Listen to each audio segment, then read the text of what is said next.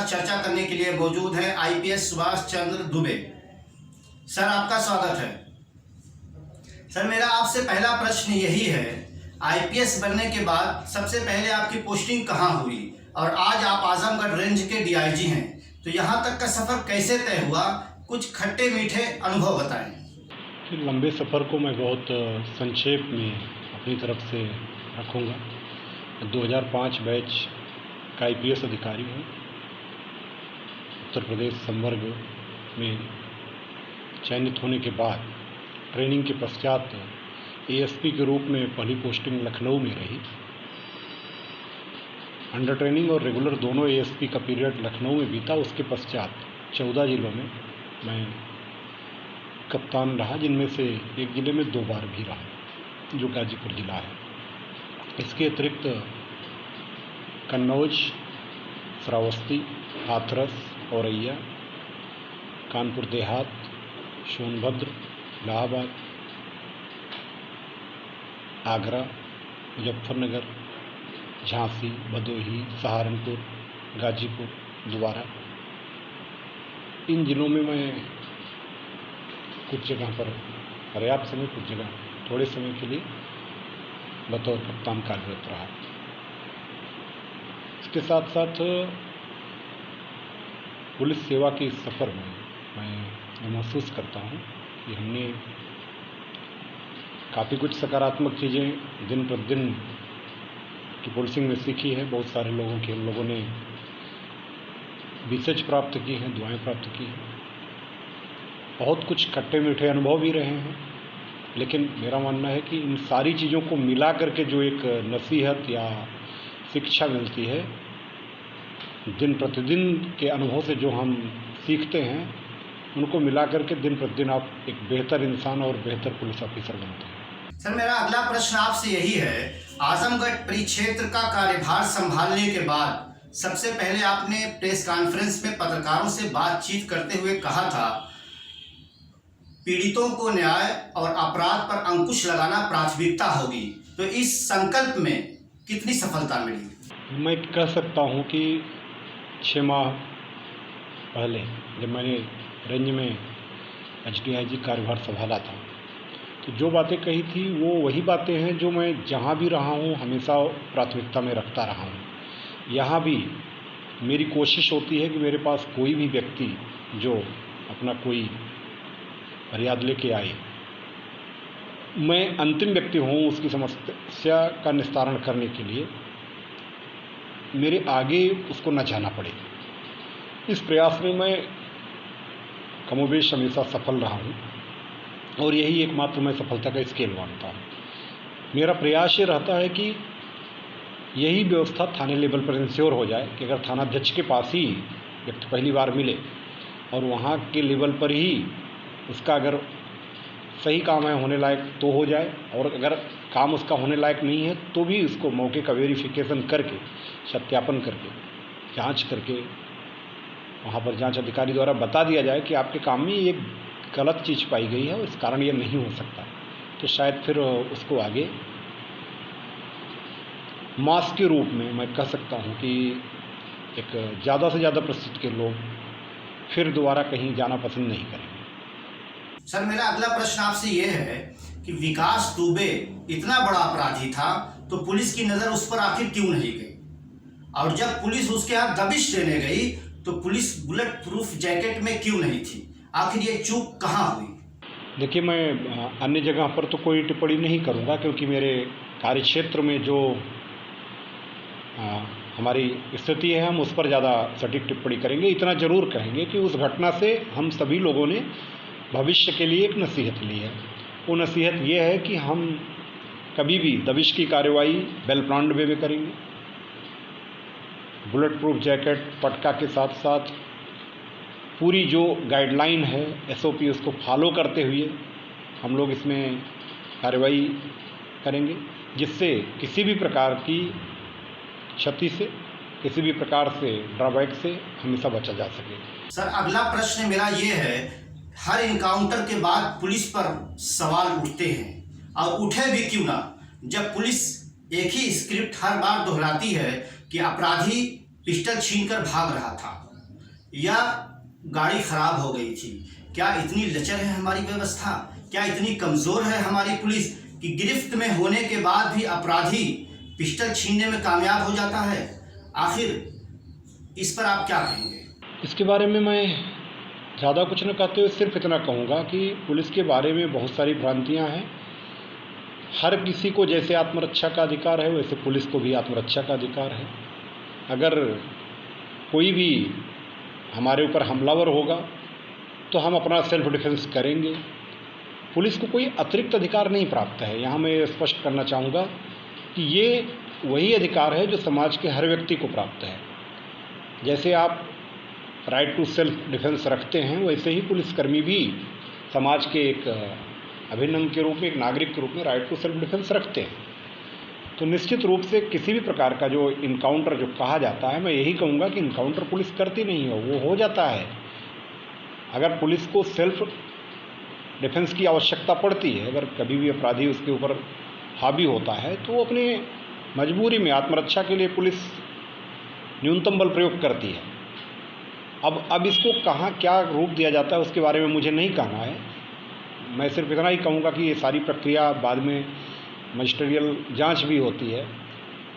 हर encounter के बाद magisterial जांच भी होती है और निश्चित रूप से अगर कोई पुलिसकर्मी कभी दोषी होता है तो पुलिसकर्मी भी रूल ऑफ लॉ के अंतर्गत इसमें निश्चित रूप से जवाबदेही उनकी भी सुनिश्चित की जाती है। लेकिन ऐसा आरोप मेरी नज़र में कतई और कतई मतलब जो एक सामान्य सा आरोप है उसको मैं सही नहीं मानता और हमेशा ये मानता हूँ कि पुलिस भी आत्मरक्षा के लिए उतना ही अधिकार रखती है जितना समाज के अन्य नागरिक रखते हैं। इसी को अन्य लोग इनकाउंटर करते हैं। सर, अक्सर देखा गया है आम जनता पुलिस से खफा रहती है, लेकिन जब मुसीबत में आती है तो सबसे पहले पुलिस को याद करती है और पुलिस उसकी हर संभव मदद भी करती है। लेकिन ये जो आम जनता और पुलिस के बीच की दूरी है, इसको कम करने के लिए क्या प्रयास किया आपने?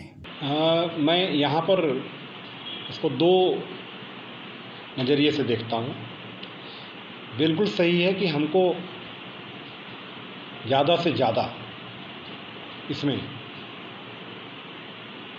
अधिकतम ये प्रयास करना चाहिए कि हम प्रो पब्लिक हों, हम जो भी सच्चे जनता के मित्र के रूप में अपनी सेवाएं अर्पित करते हैं, जन सामान्य को विश्वास दिलाएं, जनता को हम लगातार ये एहसास कराएं कि पुलिस उनके लिए है, सिस्टम उनके लिए है। हम ऐसा करते भी हैं, प्रयास भी करते हैं। लेकिन दूसरा पहलू ये भी है कि कई बार ऐसा होता है कि जो भी व्यक्ति सामने है, अगर वो किसी प्रकार से रूल्स रेगुलेशन का वायलेशन करता है, अपराध किया हुआ है, तो पुलिस का काम उसको पकड़ना भी है। उसके खिलाफ जो रूल ऑफ लॉ के तहत ड्यू प्रोसेस है उसके थ्रू उसको गुजारना सुनिश्चित करना, ये भी पुलिस का ही विधिक दायित्व होता है। पुलिस इमरजेंसी सर्विस है। मेरा मानना है कि इमरजेंसी सर्विस हमेशा बेस्ट से बेस्ट होनी चाहिए, रिस्पांस टाइम सबसे बेस्ट होना चाहिए। लॉ इन्फोर्समेंट एजेंसी के रूप में, इमरजेंसी सर्विसेज के कर्ता के रूप में पुलिस वाले अपने दायित्व का सदैव बेस्ट निर्वहन करते हैं। लेकिन बावजूद इसके मेरा मानना है कि इमरजेंसी कोई नहीं चाहता। मैं इसको दूसरे उदाहरण से स्पष्ट करना चाहूँगा। पुलिस से हटकर अगर हम देखें तो डॉक्टर्स हैं हमारे पास। डॉक्टर भी इमरजेंसी सर्विस से जुड़े हुए हैं, फायर सर्विस वाले हैं, इमरजेंसी सर्विस से जुड़े हैं। डॉक्टर और फायर सर्विस वाले ये भी अपनी ड्यूटी को पूरी तरह से मुस्तैदी से करते हैं।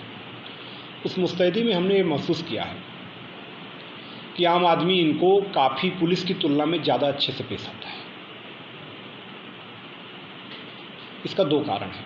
इसका मैं मानता हूँ कि व्यवहार, जो हमारा लोक व्यवहार है, वो अगर अच्छा हो तो निश्चित रूप से हमारे प्रति अच्छा भाव रखने वाले ज़्यादा संख्या में बढ़ेंगे। डॉक्टर और पुलिस कर्मी में अंतर सिर्फ इतना ही है कि डॉक्टर के पास कोई आता है, डॉक्टर अगर उसको इंजेक्शन भी लगाता है तो ये बताता है, एहसास कराता है कि ये आपके भले के लिए लगाया जा रहा है। वैसे ही समाज में जो बीमारी हो, अपराध रूपी बीमारी हो, उसको ठीक करने के लिए पुलिस वाले जो भी कार्रवाई करते हैं, विधिक कार्रवाई,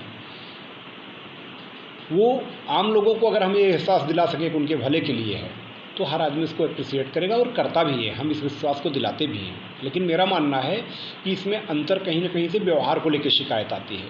90% एक रिसर्च के हिसाब से 90% लोगों को केवल पुलिस के द्वारा व्यवहार की शिकायत आती है कि हमारे साथ अच्छा व्यवहार नहीं किया। मेरा मानना है इसका एक दूसरा सकारात्मक पहलू भी है, यानी अगर हम केवल अपने व्यवहार में परिवर्तन कर लें, लोगों के साथ मृदुता से पेश आएँ, तो हमारे 90% शिकायतकर्ता कम हो जाएंगे। ये मैं हमेशा अपने फोर्स को भी ब्रीफ करता हूँ, अपने नीचे भी अपने जो सहयोगी अधीनस्थ अधिकारी कर्मचारीगण हैं उनसे भी इस बात का संवाद के क्रम में मीटिंग में डिस्कस करता हूँ और हम लोग इसका प्रयास भी करते हैं। लेकिन साथ ही मैं इसको दूसरे पहलू को जोड़ते हुए इसलिए कहना चाहूँगा कि सारी चीज़ों के बावजूद अन्य सर्विसेज की तरह पुलिस नहीं हो सकती। इसका रीज़न बड़ा स्पष्ट है, क्योंकि पुलिस इमरजेंसी सर्विस है और इमरजेंसी सर्विस में आप कितनी भी अच्छी किसी की सेवा कर दें, लेकिन कोई भी व्यक्ति चूँकि इमरजेंसी नहीं चाहता, तो इसलिए वो आपसे उस ढंग से नहीं जुड़ सकता जितना कोई वेलफेयर से जुड़े विभाग के लोग जुड़ते हैं। मैं उदाहरण के लिए कहना चाहूँगा कि डॉक्टर कितनी भी अच्छी सर्विस कर दे, लेकिन अगर डॉक्टर जाते समय लोगों से ये कह दे कि सेवा का फिर मौका दीजिएगा, तो आप केवल यही बोलोगे कि डॉक्टर साहब बद्दुआ क्यों दे रहे हो। वैसे ही फायर ब्रिगेड वाला कितना भी अच्छे तरीके से समय पे पहुंच करके आपके न्यूनतम नुकसान तक आपको सीमित कर दे, आपके अधिकतम भाग को बचा दे जलने से, लेकिन अगर जाते समय कोई ऐसी टिप्पणी करता है कि दोबारा सेवा का मौका मिले, तो आप बद्दुआ ही उसे बोलोगे कि ये बद्दुआ है भाई। वैसे ही पुलिस से भी मेरा मानना है कि अपराध से पीड़ित व्यक्तित्व जब भी पुलिस के पास आते हैं, पुलिस अपने हिसाब से एक योग्य चिकित्सक के रूप में उनके साथ व्यवहार करे, काम करे। नेचुरल वे में पुलिस के 90% शिकायतकर्ता कम हो जाएंगे। यहाँ हमें लोग व्यवहार पे ध्यान देने की आवश्यकता है, लेकिन फिर भी वो 100% हमें नहीं कह सकते कि जो अक्सर ये बात सुनने में आती है कि साहब थाने में जाने में डरते हैं। तो मेरा मानना है कि थाने में नॉर्मल वे में कोई आदमी नहीं जाना चाहता। उसका स्पष्ट रीज़न भी है कि थाना अपराध रजिस्टर का एक कार्यालय है। अगर हम सभी चाहेंगे कि व्यक्ति के साथ कोई अपराध दर्ज ही होने की स्थिति ना आवे, अर्थात उसके साथ कोई अपराध की घटना कारित ही ना हो, बेहतर यही है कि उसके साथ कोई अपराध हो ही ना, ये आदर्श स्थिति बने। सर, देखा ये गया है कि आप काफ़ी सोशल एक्टिविटी में भी मशगूल रहते हैं। काफ़ी देखा गया है कि आप लोगों के लिए काम करते हैं, ज़रूरतमंदों के लिए मदद करते हैं।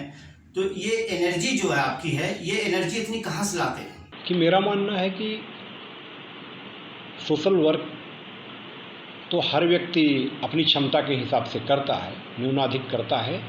और चूँकि एक ग्रामीण पृष्ठभूमि होने का, लोगों के दुख दर्द को बहुत नज़दीक से, आर्थिक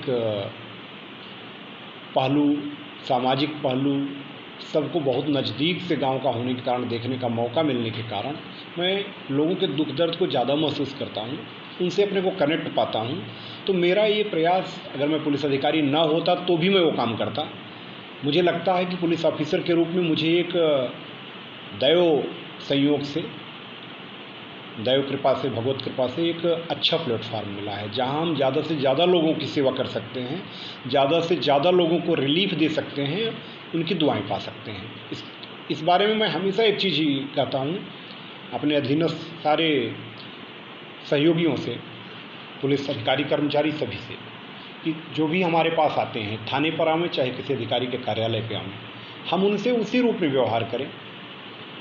सामने वाला जो भी महिला पुरुष, लड़का लड़की जो भी है, उसको हम ये महसूस कर लें कि ये हमारे लिए, हमारे बेटा बेटी, बहन भाई, माँ बाप, चाचा, जिस भी उम्र का वो व्यक्ति हो, अगर वो सामने हमारे बैठा हुआ हो, या हमारे ये रिलेटिव्स जो रिश्ते के हैं, ये किसी थाने में कहीं जाएं, तो इनके साथ हम क्या व्यवहार दूसरों से अपेक्षा करते हैं, जो व्यवहार हम दूसरों से अपने रिलेटिव्स के बारे में अपेक्षा करते हैं, अगर वही व्यवहार हम अपने पास थाने कार्यालय पे आने वाले लोगों से करें तो निश्चित रूप से मेरा मानना है कि एक आदर्श स्थिति होगी। इसमें कहीं से भी आप किसी भी रूप में किसी चीज़ का वायलेशन भी नहीं कर रहे होंगे और समाज का चूँकि सब अभिन्न अंग है, मेरा मानना है पुलिस तो एक लिमिटेड विभाग है, समाज व्यापक परिदृश्य में देखा जाए तो उसमें सभी लोग समाहित हैं,